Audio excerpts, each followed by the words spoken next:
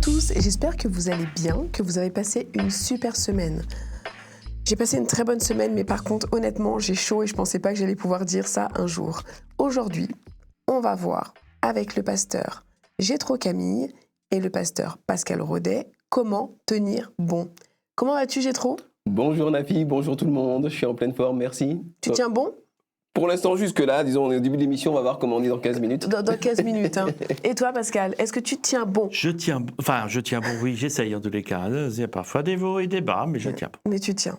Bon, en tout cas, il fait très chaud, Pascal, dans le studio, là, quand même. Oui, les lumières, bonjour, hein, on se croirait encore en Oui, pleine- mais tu es beau, c'est l'avantage. Ça, merci. Donc, on tient tous bon. Et tenir bon dans l'épreuve, même dans l'épreuve qu'on ne voit pas. Est-ce que si je vous parle de guerre invisible, ça vous parle ? J'ai vu une vidéo sur les réseaux qui m'a vraiment fait réfléchir. Ce sont en plus des vidéos tenues par des jeunes chrétiens, j'ai trouvé qu'ils ont joué ça à merveille. Il y a un jeune qui veut sortir de chez lui. Et sur le côté, il y a le mur et il ne voit pas ce qui se présente. Et il voit passer, je suppose que c'est Jésus, qui lui dit, en le voyant sortir de chez lui, « Surtout, ne bouge pas ». Et le jeune, il dit « Pourquoi il ne veut pas que je sorte de chez moi ?» Mais sur le côté, je suppose que c'est Satan qui l'attend avec une batte de baseball. Mais il ne voit pas Satan qui l'attend avec la batte de baseball. Et ils font passer comme s'il y avait du temps. Et Jésus lui dit toujours « Attends, attends ». Le jeune s'assoit dans les escaliers, il est énervé, il a envie de passer. Et tout d'un coup, Satan est content, il se dit « Ah, il va pouvoir l'assommer ». Mais Jésus lui dit « Stop ». Donc le jeune est un petit peu perturbé, mais il ne sait pas pourquoi. Il patiente et il va s'asseoir dans les escaliers. Et au bout d'un certain temps, Satan se lasse et s'en va. Et tout d'un coup, Jésus lui dit de passer. Mais ce jeune, lui, pendant très longtemps, il s'est demandé pourquoi il devait attendre. Il n'a pas su ce qui allait se passer à ce moment-là. Cette guerre invisible, est-ce qu'elle vous parle ? Jétro, est-ce qu'elle parle, cette guerre invisible ? Ah bah oui, parce que souvent dans la vie, il y a des situations où on ne comprend pas ce qui se passe, on ne comprend pas pourquoi on est dans la galère, pourquoi ça dure tellement longtemps, etc. Et puis à un moment donné, il y a un déclic, on prend du recul, on prend de la hauteur, et puis on y voit plus clair. C'est pas toujours comme ça, il y a des choses que toute la vie on ne comprendra pas. Mais bien souvent, il y a cette dimension un petit peu invisible qui se révèle et qui devient plus claire à un moment donné. À un moment donné. Et du coup, j'ai besoin que tu m'éclaires avec de la lecture, s'il te plaît. Est-ce que tu peux me lire Éphésiens 6, versets 10 à 13 ? Enfin, devenez forts avec la force très puissante du Seigneur. Prenez avec vous toutes les armes de Dieu pour pouvoir résister au piège de l'esprit du mal. Non, ce n'est pas contre des êtres humains que nous devons lutter, mais c'est contre des forces très puissantes qui ont autorité et pouvoir. Nous devons lutter contre les puissances qui dirigent le monde de la nuit, contre les esprits mauvais qui habitent entre le ciel et la terre. C'est pourquoi prenez toutes les armes de Dieu, ainsi dans les mauvais jours, vous pouvez résister et après avoir lutté, vous resterez debout. Ouh, ça me rappelle un petit peu mon histoire, ça. Oui, tout à fait. Ça y La ressemble beaucoup. nuit, de qui parle-t-il ? Alors, la Bible explique qu'il y a ce qu'on voit et puis il y a ce qu'on ne voit pas. Et parmi ce qu'on ne voit pas, il y a ce qu'on appelle les mauvais esprits. Il y a toute une histoire d'anges déchus, je ne vais pas rentrer dans tous les détails, mais disons que bien souvent, l'être humain est sous une influence négative et fait des choses catastrophiques, tout en pensant faire le bien et en pensant être un héros. Alors ça peut être une guerre qui est menée par quelqu'un contre notre peuple qu'il pense juste. Ça peut être des gens qui spéculent sur le prix du riz et qui affament des gens de l'autre côté et qui sont traités par des héros par leur banque. Ça peut être plein de choses, mais effectivement, il y a une guerre spirituelle qui est une guerre qui est visible par certains aspects et invisible par d'autres. Pascal, que penses-tu de tout ça ? Ah ben c'est le combat de chacun en tant que chrétien, de se dire oui, en effet, il y a des esprits mauvais qui sont là pour t'amener dans le mauvais chemin. C'est l'image que tu disais au début. Hein. On ne le voit pas, mais il y a quelque chose ici qui pourrait me faire chuter. C'est aussi, en effet, ça peut être quelqu'un physique, mais ça peut être aussi mes propres tentations, où je suis... souvent, on a ces images-là où il y a quelqu'un qui parle dans ma petite oreille derrière, vas-y, prends-le, mange-le, vas-y, vole-le, tu en as envie, etc., etc. Ça aussi, c'est une guerre qu'on doit mener. je suis en train de combattre, je dirais, mes propres démons. Ces temps-ci, j'ai appris que tout n'était pas bon à dire. Et à chaque fois que je veux dire quelque chose qui ne se dit pas, je chante une chanson qui dit « Seigneur, je t'ouvre mon cœur ». Et je chante ça souvent en ce moment, toute la journée. Parce que du coup, j'essaye d'apprendre à dire ce qui ne se dit pas et ce qui se dit. Et du coup, ça peut être aussi lutter contre son propre soi, non ? Je crois profondément que la guerre spirituelle, c'est bien sûr une guerre d'influence entre les forces du bien et les forces du mal, mais aussi une guerre spirituelle, comme tu l'as très bien décrit, contre les forces du bien, entre les forces du bien et les forces du mal, qui sont à l'intérieur de notre tête. C'est-à-dire que, supposons qu'avec mon ami Pascal, on est en désaccord. Non, ça n'arrive Non, jamais. jamais. Non, jamais. Cela pourrait arriver dans un univers parallèle, très parallèle. Eh bien, ce désaccord, il pourrait soit passer comme une lettre à la poste et puis on trouve une solution, soit devenir l'occasion de se pourrir mutuellement, de plus dormir, de tergiverser dans sa tête, de tourner dans sa tête en rond, de se retourner dans son lit. Enfin bon, pourquoi ? Parce que finalement, la manière dont on vit les choses, dont on voit les choses, va impacter toute notre vie émotionnelle et toute notre vie spirituelle. Et donc, tu le dis très bien, parfois c'est bien de s'arrêter, de prier un peu, ou de faire silence, ou de chanter un petit peu, ou de faire diversion pour ne pas se laisser submerger, envahir par les émotions négatives et les galères dans lesquelles on est. Donc oui, il y a une partie de la guerre spirituelle qui se joue à l'intérieur de sa petite caboche. Mais tout ne se joue pas à l'intérieur de nous. Il y a quand même des combats à l'extérieur qui se jouent. Il y a aussi des combats à l'extérieur. C'est invisible, on ne le voit pas, mais ça existe. Bien sûr, la personne qui t'insulte parce que t'es chrétien et c'est n'importe quoi, t'es naze encore, de croire encore à ce genre de choses-là, et vraiment, t'es moins que rien. C'est bien quelqu'un de l'extérieur qui t'envoie bien un gros pic. Les boulets sur toi et qui te casse. Alors oui, bien sûr, c'est aussi de se dire, mais pour reprendre un peu la même image que j'ai trouvé à donner, il essaye d'avoir une influence sur toi en te disant des choses comme cela. Maintenant, c'est à toi de savoir quel est l'impact que tu veux ou pas avoir sur toi en entendant ces mots. Est-ce que tu les prends comme quelque chose, oh, c'est terrible, etc. Et là, ça, en effet, ça te prend la tête, littéralement, ça te remplit la tête. Ou est-ce que, bon, bah, c'est bien, si tu crois ça, tant mieux pour toi. Mais moi, je continue mon chemin. Et là, c'est pas du tout la même relation. Et la guerre est pas la même, parce que la guerre s'arrête aussitôt, parce qu'il n'y a pas de... On rajoute pas une querelle à une querelle. Donc c'est quelque chose de très intelligent. Alors, oui, mais c'est pas facile non plus. Et c'est aussi quelque chose auquel il faut se battre. Ça, par contre, ça fait partie du combat où on doit se dire, allez, Pascal, prends le principe que ça ne doit pas, tu ne dois pas le prendre au premier degré comme ça. Mais si je peux, par rapport à ce qui est dit. Je veux bien. Merci, Mathie.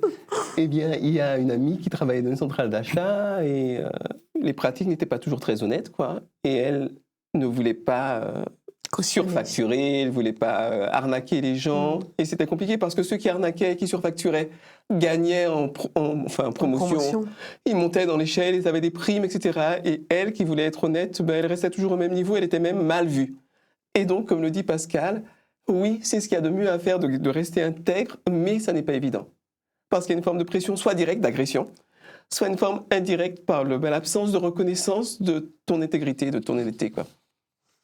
Pascal, est-ce que tu pourrais me lire, s'il te plaît, Éphésiens 6, versets 14 à 20 ? Alors, debout, prenez la vérité comme ceinture, mettez la justice comme cuirasse. Prenez comme sandale l'ardeur pour annoncer la bonne nouvelle de la paix. Toujours et partout, prenez le bouclier de la foi. Avec lui, vous pourrez éteindre les flèches brûlantes de l'esprit du mal. Recevez aussi le casque du salut et l'épée de l'Esprit Saint, c'est-à-dire la parole de Dieu. Priez sans cesse, faites toutes vos prières et vos demandes par l'Esprit Saint. Soyez bien attentifs et priez toujours fidèlement pour tous les chrétiens. Priez aussi pour moi, afin que Dieu mette sa parole dans ma bouche, alors j'annoncerai avec courage le mystère de la bonne nouvelle. Je suis le porte-parole de la bonne nouvelle, et pour elle, je suis attaché avec des chaînes. Priez pour que je parle avec courage, comme je dois le faire. J'identifie ça à une tenue que je pourrais porter Comme si ma jupe, c'était la jupe de la vérité, mon haut, c'était le haut de l'honneur. C'est quand même un code de conduite qui est quand même... Est-ce que c'est une arme pour se prévaloir des méchancetés qu'on pourrait rencontrer en face de nous? Alors c'est vrai que c'est une image qui est assez militaire. Hein. On a du mal peut-être à l'imaginer. Quoique, à force de regarder les films de guerre, on s'imagine qui est protégé dans telle guerre, de telle arme, etc. On a une guerre en ce moment et on a bien compris que c'était le type d'arme qui faisait la différence. Malheureusement. Dans le texte, on a la même chose. Et à l'époque, c'est vrai qu'ils étaient habitués à avoir des Romains. Donc, on savait ce qu'était toute l'armure. Mais il est évident, et c'est ça que je pense l'image la plus importante, dans toutes les sociétés, le type d'armes que tes soldats portent vont te permettre de gagner ou pas. L'organisation est importante, mais le type d'arme est important.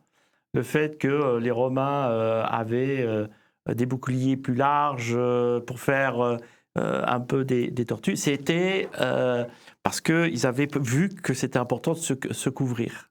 Bon voilà, ça c'est une image. Je pense qu'ici, Paul utilise ça. Alors c'est vrai que c'est peut-être compliqué au jour d'aujourd'hui, mais oui, il faudrait prendre cette image comme se dire qu'est-ce qui peut me permettre de me protéger, d'éviter les difficultés, le mal que ce qui est de l'extérieur peut faire sur moi, le bouclier, etc. Et il suffit de reprendre les termes, hein, la foi, ma relation avec Dieu, ma certitude avec cette relation que je peux avoir, et surtout, et je pense que ça c'est important, l'image que Dieu a de moi, qui est bonne. Donc ça aussi, il faut que ça, c'est une arme. C'est pas ce que moi, m'imagine de moi. C'est ce que Dieu imagine de moi qui est important. La confiance en soi, en fait, en gros, dans la foi, c'est très important. Tout à fait. Alors, Jétro, merci. Tu m'as répondu comme si j'étais une adulte. Je suis une adulte, donc je le prends bien, merci. Ouais. Mais si je devais décrire ça à un enfant qui me dit, je rencontre des problèmes... Tu as des enfants d'ailleurs, Jétro, qui sont quand même assez jeunes, de mémoire. Et si jamais ils viennent te voir et te disent, je rencontre des difficultés à l'école, on se moque de moi, et même parfois on m'attaque un peu violemment, verbalement, comment leur décrirais-tu ce bouclier de la foi?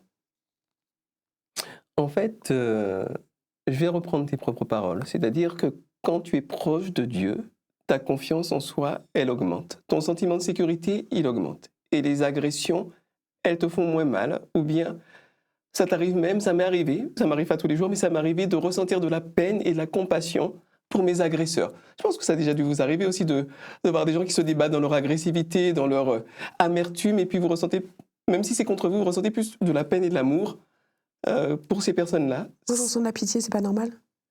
Alors, la pitié, ça peut être un peu méprisant. Alors, ça dépend de ce qu'on met derrière, quoi. La pitié, ça peut être bien. Ça dépend de ce qu'on met derrière le mot. D'accord. C'est pour ça que je parle de compassion et de se dire, bon, cette personne serait tellement plus heureuse, tellement mieux à... En fait, la première fois que j'ai vraiment ressenti ça, c'était à propos du racisme. Parce qu'un jour, j'ai compris que quelqu'un qui est vraiment bien dans sa peau, qui est bien dans sa vie, bien dans ses baskets, n'a pas besoin de détester qui que ce soit. Et qu'il y a des gens qui vivent en permanence dans le racisme et dans la peur d'autrui, et que c'est triste. C'est triste. Et avant, je me considérais, quand j'étais ado, un peu comme une victime du racisme, entre guillemets. Maintenant, je suis victime d'aucun racisme. Ce sont les gens racistes qui sont victimes de leur propre racisme. Voilà, donc c'est un petit peu ce que j'essaie d'expliquer à mes gamins. Et puis aussi qu'il y a des règles, qu'il ne faut pas non plus se laisser harceler. Enfin voilà, mais en termes de vie intérieure, quand on est proche de Dieu, ça n'a pas le même sens. Tu sais ce que tu viens de dire sur victime du racisme et autres? Un jour, mon père m'a expliqué. Il m'a dit, tu sais, quand quelqu'un a la haine contre toi, c'est pas toi que ça va ronger. C'est lui que ça ronge intérieurement. Donc le mieux, toi, c'est de te sentir bien. Et comme tu as dit, hein, d'avoir compassion envers cette personne, parce que ça doit être ça doit être dur à vivre, d'avoir toujours la haine contre quelqu'un. La boule au ventre dès que tu vois... C'est pas vivable, en fait. Vivable. À chaque fois qu'on voit quelqu'un, de ne pas avoir envie de le voir, je sais pas, c'est pas vivable, en tout cas. Donc, je comprends parfaitement. Et est-ce qu'on pourrait, je sais pas, Pascal, donner 3 arguments, 3 armes pour terminer cette émission, dire aux gens, voilà, il faut que tu aies la foi, il faut que tu pries, il faut que tu... Les 3 armes les plus importantes que tu donnerais pour aider ces personnes à se sentir bien dans leur peau. Alors, je commencerai par la parole de Dieu. Je ne peux comprendre ce que Dieu souhaite pour moi qu'au travers de ce que je lis de sa parole. D'accord. De toutes les expériences qu'il a eues avec les hommes de foi, des hommes et des femmes de foi d'ailleurs, et de tout ce qu'il a donné comme conseil. J'en ai un pour reprendre un peu ce qu'on disait. Il y a quand même une phrase qui est capitale. Aime ton prochain comme toi-même. Oui. C'est une phrase qu'il a dite à tout le monde et qui l'encourage à tout le monde. Mais en effet, si quelqu'un n'aime pas son prochain, est-ce que tu t'aimes, toi, quelque part? Tu te sens bien? Et oui, si on ne se sent pas bien, on ne peut pas aimer les autres. Ça, c'est aussi une règle importante qu'on découvre et qu'on comprend dans la parole. La deuxième, forcément, ça débouche sur la foi. Je crois en la parole de Dieu, je crois en la présence de Dieu, je crois en l'action de Dieu. Et là, je dis que je ne suis pas tout seul. Je fais... Alors, ça passe par une expérience de foi aussi. Je comprends. Et puis, le troisième, c'est l'Esprit de Dieu, qui peut me parler, qui peut être présent. Ça aussi, c'est une expérience à vivre avec Dieu, qui va m'aider à prendre du recul vis-à-vis de ce qui m'arrive, ce que les autres se passent, etc. Il y a ce besoin-là. Il y a ces 3 éléments qui sont fondamentaux. Toujours regarder d'en haut. Voilà, toujours. Merci beaucoup. Merci d'avoir répondu, Pascal. Merci, Jétro, d'avoir répondu à mes questions. Merci, Nafi. Grâce à vous, mon savoir commence à s'augmenter. J'apprécie énormément. Mais c'est un plaisir. En tout cas, je vous souhaite de passer une excellente semaine. Merci à ceux qui nous ont écoutés et regardés. Et si vous souhaitez en savoir plus, encore une fois, les émissions précédentes peuvent vous enrichir autant qu'elles m'ont enrichi. Très bonne semaine à vous tous. Bonne semaine et à la semaine prochaine.